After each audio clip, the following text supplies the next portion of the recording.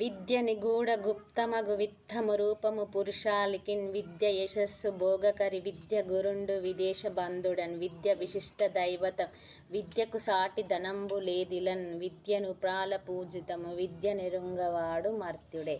అయితే విద్య అనేది మనిషి జీవితంలో ఎంత ఇంపార్టెంటో కటిక పేదవాన్ని కూడా విద్య అనేది తన స్థితిగతులను మారుస్తుందని మనం ఖచ్చితంగా చెప్పవచ్చు. అయితే ఇక్కడ చైనా ప్రభుత్వం కొత్త సంస్కరణను తీసుకొచ్చిందన్నమాట. ఏంటంటే చైనాలో ప్రైవేట్ స్కూళ్ళని బ్యాన్ చేయాలని చెప్పి నిర్ణయించుకుంది. విద్య అనేది అది వ్యాపారం కాదు, విద్య అనేది అందరి హక్కు.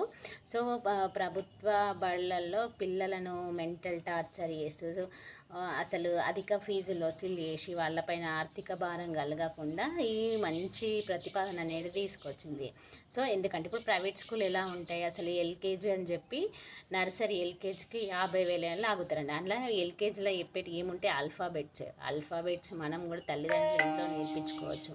ఈ ఆల్ఫాబెట్స్కి 50,000 ఫీజు, యూనిఫామ్స్, అవి కూడా వాళ్ళ స్కూల్లోనే తీసుకోవాలి. సో ఇలాంటి ఒక ఎల్కేజీ చదవాలంటే ఒక పేరెంట్స్కి అయ్యే ఖర్చు మినిమం 50,000 నుంచి 60,000 అవుతుంది. అది నార్మల్ ప్రైవేట్ స్కూల్. ఇంకా ఎక్కువ ఇంకా హై స్టాండర్డ్ మెయింటైన్ చేస్తున్న మంది చెప్పే స్కూళ్ళలో ఇంకా లక్షలే ఉంటాయి అన్నమాట. సో అంటే లక్షలు పోస్తేనే చదువు వస్తుందా? ఇంకా మంచి అంటే గవర్నమెంట్ స్కూల్లో చదువుకుంటే చదువు రాదా?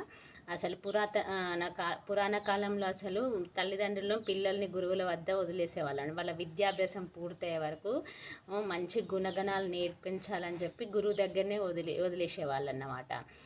ఆ వ్యక్తి గురువు దగ్గర అన్ని విద్యా బుద్ధులు నేర్చుకొని తిరిగి ఇంటికి వచ్చేవాడు. మరి ఇప్పుడున్న సమాజంలో గురు శిష్యుల బంధం ఎలా ఉంటుంది, విద్య అంటే ఎలా ఉంటుంది అనేది చాలా డిఫరెంట్ ఉందన్నమాట. సో అందరికీ తెలుసు.